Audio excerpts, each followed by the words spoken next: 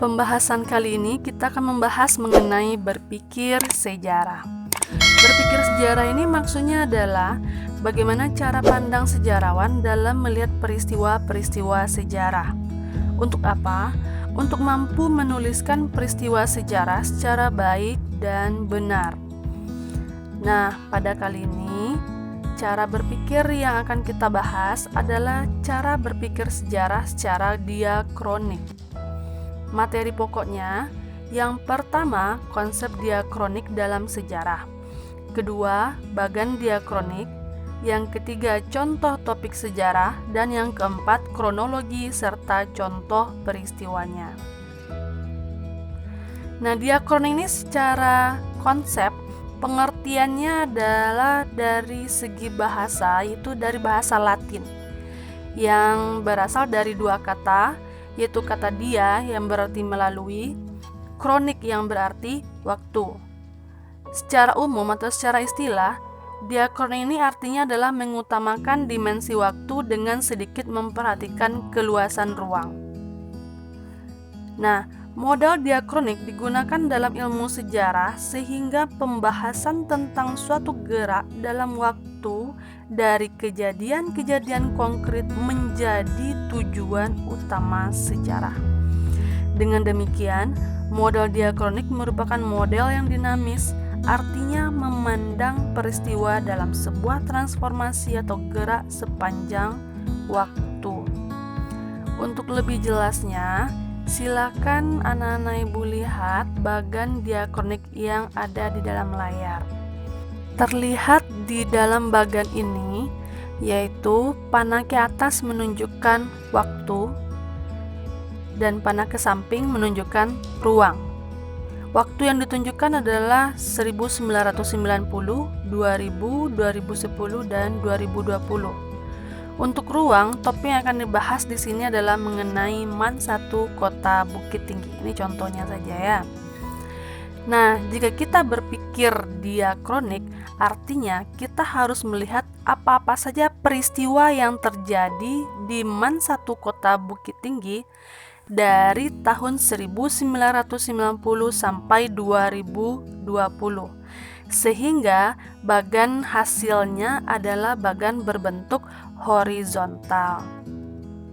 Nah, mengenai contoh topik sejarah dengan model diakronik atau dengan berpikir diakronik ini, itu contoh yang pertama adalah perkembangan kegiatan ekonomi di Indonesia tahun 1995 sampai 2005. Yang kedua, kehidupan masyarakat Bukit Tinggi pada tahun 2005 sampai 2015. Yang ketiga, perkembangan MAN 1 Kota Bukit Tinggi dari tahun 2010 sampai 2020. Yang keempat, yaitu Indonesia dalam sejarah dari tahun 1945 sampai 1999. Nah, yang terlihat di sini ini menunjukkan bahwa judul-judul tersebut sengaja diberi penanda waktu untuk menunjukkan sifatnya yang diakronik, yaitu lebih mengutamakan dimensi waktu. Coba perhatikan judul-judul berikut. Yang pertama, kehidupan guru masa pendudukan Jepang.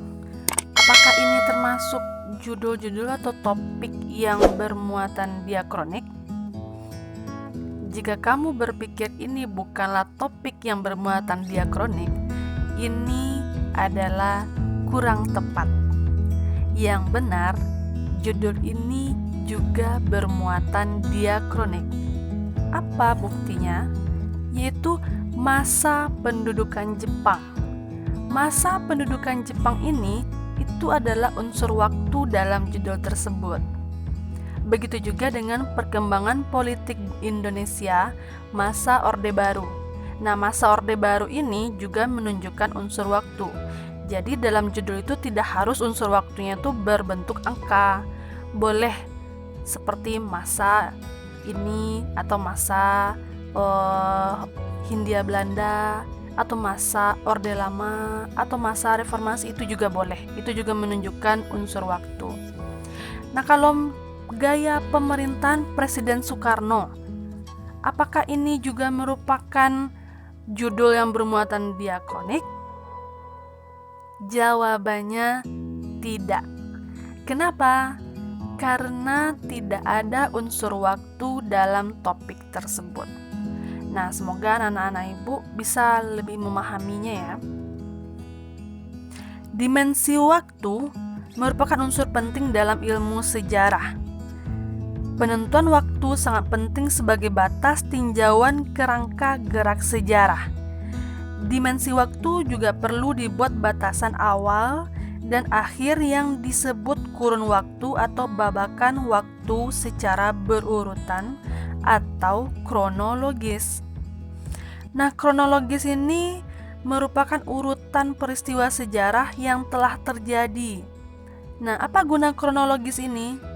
Yaitu untuk membantu merekonstruksi kembali suatu peristiwa berdasarkan urutan waktu secara tepat. Selain itu, kronologi juga berguna membandingkan kejadian sejarah dalam waktu sama, tetapi di tempat berbeda yang peristiwanya saling terkait. Contohnya peristiwa sekitar proklamasi. Nah, ini disusun secara kronologis. Apa buktinya? Buktinya waktu kejadiannya disusun dari yang paling awal sampai yang paling akhir. Mulai dari tanggal 8 Agustus 1945, 12 Agustus 1945, 14 Agustus, 15 Agustus, 16 Agustus, dan akhirnya 17 Agustus. Nah, ini peristiwa-peristiwa ini disusun secara kronologis, yaitu disusun berdasarkan urutan waktu kejadiannya. Bisa dipahami ya anak-anak ibu? Artinya, jika kita mau berpikir secara diakronik, kita harus lebih melihat unsur waktu di dalam peristiwa sejarah. Karena unsur waktu dalam peristiwa sejarah itu sangatlah penting. Nah, itu maksud dari cara berpikir diakronik. Semoga bisa dipahami ya nak.